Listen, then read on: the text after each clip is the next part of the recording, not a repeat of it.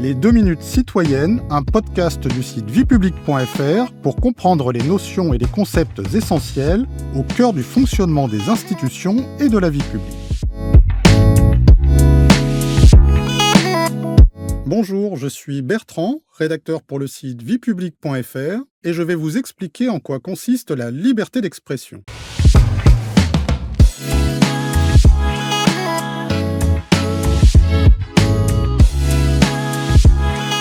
Dans une décision de 1994, le Conseil constitutionnel définit la liberté d'expression comme, je cite, « une liberté d'autant plus précieuse que son existence est une des garanties essentielles du respect des autres droits et libertés.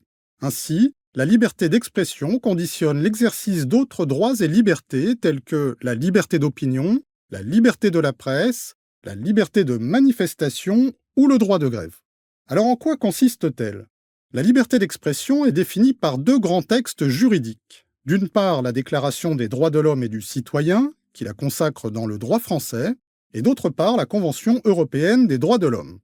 L'article 11 de la Déclaration des droits de l'homme et du citoyen de 1789 dispose que la libre communication des pensées et des opinions est un des droits les plus précieux de l'homme. Elle fait partie des droits fondamentaux. D'autre part, l'article 10 de la Convention européenne des droits de l'homme précise que la liberté d'expression comprend la liberté d'opinion et la liberté de recevoir ou de communiquer des informations ou des idées sans qu'il puisse y avoir ingérence d'autorités publiques et sans considération de frontières. Quelles sont les limites à la liberté d'expression ?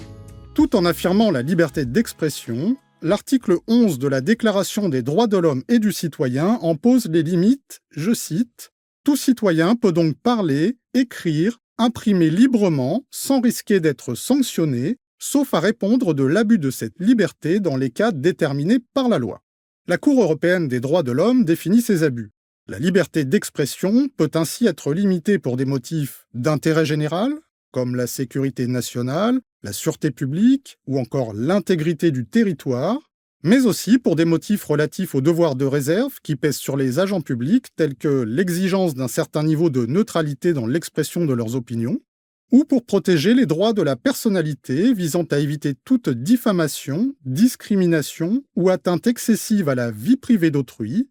Enfin, elle peut être limitée dans un but de protection de certains documents, notamment ceux relatifs au secret de la défense nationale ou encore certains documents confidentiels sur des affaires judiciaires en cours.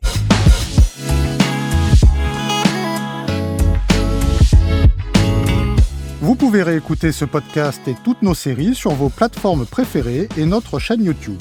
N'hésitez pas à vous y abonner.